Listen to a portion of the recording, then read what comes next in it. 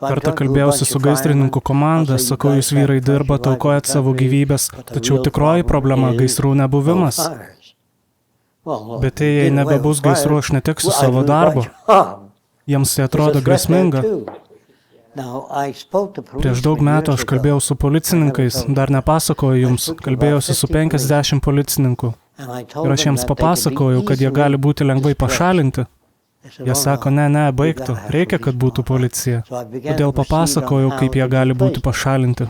Į automobilį įdėjau cilindro formos kimografą su adata ant jo, kai važiuoji zonoje, kur leistinas greitis 60 mylių per valandą, bet važiuojant 65, kimografas registruoja kiekvieną pažeidimą, kurį padarai, ir kas mėnesį turi tai pristatyti policijos departamentą.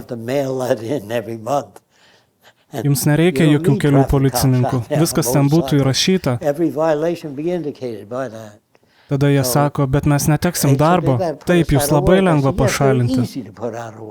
Labai lengva. Nėra darbo, kuris būtų užtikrintas. Nieko. Net chirurgai dings po 15 ar 20 metų. Tai tik laiko klausimas. Žinoma, jei mes gyvensime tiek ilgai, sistema jau bus labai bloga. Jei tęsime tai, ką darome šiandien. Ir aš nematau nieko, kas iš tikrųjų sustabdytų žmonės teršti. Žmonės Greenpeace laivuose pyksta ant Japonų, kad jie žudo banginius, o mes žudome vištas ir kiaules, nes mes valgome jas, o Japonai valgo žuvį, jie valgo dalykus, kurių mes nevalgome, ir dar tame yra pinigai. Tai kodėl jie turėtų nežudyti banginių? Kas tu esi, kad sakytum, nežudyk banginių? Nežudyk nieko, nežudyk musių, nes jos yra čia sukurtos Dievo, o tu žudai visus Dievo kūrinius. Neįmanoma susitvarkyti su šituo. Jie nori taikos, bet jie nežino, kad taika yra kultūros produktas ar intervalas tarp jau buvusių karų. Dar nebuvo taikos kaip veikiančios sistemos. Jie sako, karas buvo visada, tai natūralus dalykas, natūralus tiems žmonėms, kokie jie yra šiandien. Iš kur jie tai gavo? Iš Biblijos. Kerštas yra saldus. Ar pasakojau apie raganų medžioklės eilėme Massachusetts'e? Ar žinojai tai, kad jei surasdavai raganą, tu gaudavai jos turtą, pinigus ir žemę? Puiku. Tada buvo puikus darbas ieškoti jų. Taigi, ši sistema yra... Net nežinau, nuo ko pradėti, įsupaus iš visų pusių. Taigi, kai vaikinas sako, aš tikiu laisvos rinkos sistema, aš net nebeskiriu laiko tokiom kalbom. Nebent jie sakytų, ar manai, kad ši sistema gali būti pagerinta ir kaip tai padaryti. Ir kaip mes tvarkysime su korupcija tarp politikų.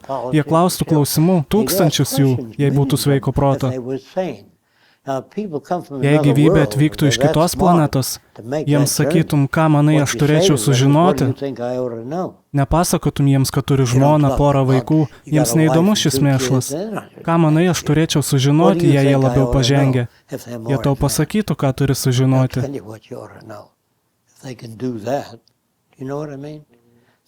Taigi jūsų laukia sunkus darbas. Bet aš jau geriau sunkiai dirbu, neinu kartu su tuo, kas vyksta šiandien pasaulyje. Pastatai, kuriuos čia turime, aš nesu prie jų prisirišęs. Darau geriausia, ką galiu juose, bet jei valdžia tai atims, nes jiems nepatinka ši kryptis, tai irgi įmanoma. Taigi turite žinoti, kas įmanoma arba labai tikėtina. Ir tu gali būti areštuotas ar sumuštas, nes jie galvoja, kad tu komunistas. Suprantat, žmonės neturi pakankamos vertybinės sistemos, kad pamatytų, kaip tu nuo jų skiriesi. Jie sako, visi Japonai atrodo vienodi, arba visi juodaodžiai atrodo taip pat. Kai aš buvau vaikas, taip ir būdavo. Kai į miestą atsikraustydavo Japonas, mes bėgdavome pasižiūrėti į jį. Ir darydavom baisius dalykus. Dainuodavom Džimio sesę invalidė. Normalūs vaikai. Kaip jie turi būti sąlygojami, kad darytų šitokias baisybės? Įsivaizduokit vaikus, kurie yra neužjaučiantis. Aklą žmogų stumdo aplinkui muša. Daugybė protiškai neįgalių žmonių vaikščiodavo gatve, kai buvau vaikas. Jie nebūdavo hospitalizuojami, tai vaikai jam duodavo arklio fekalijas ir sakydavo valgyk ir jis valgydavo. Jie sakydavo, ei, žiūrėk, jis valgo arklio fekalijas. Nes vaikai neturėjo jokių žinių, jokio ugdymo.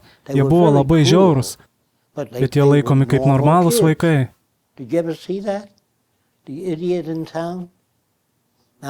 Aš susidūriau su tuo, padariau lėktuvo modelį, padėjau jį ant žemės ir vienas sergantis miestelio žmogus ėjo link manęs. Maniau, kad jam įdomu, ką aš sukūriau. O jis prieėjęs įsutripė.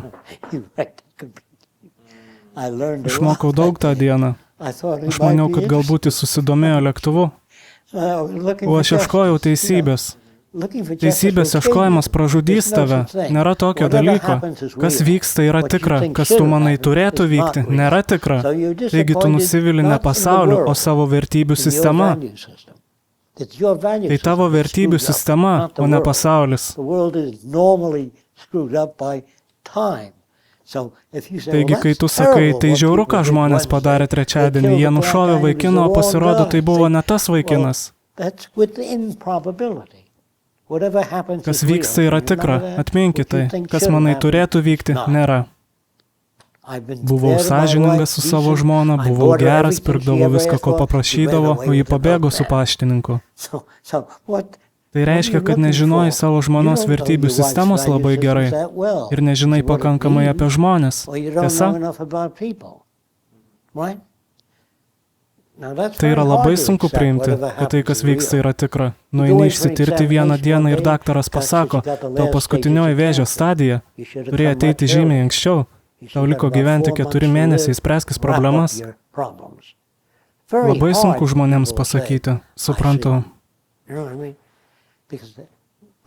Juk aš iki 14 metų, aš dar vaikas, man nuslinko plaukai nuo radiacijos. Vaikai sako, bet juk tai nesąžininga. Aš dar net nepradėjau gyventi. Ir mama sako, taip, tikrai nesąžininga. Tačiau tai, kas vyksta, yra tikra. Maliarija, ligos, žmonės miršta, jauni ir seni. Ir jie miršta todėl, nes mes netlikome išsamių tyrimų visose šiose sritise. Kaip tu žmonėms tai gali paaiškinti greitai? Atrodo, kad didžioji dalis atvažiuojančių žmonių supranta šios dalykus. Bet akivaizdu, kad tai žmonės, kuriems patinka Vynus projektas.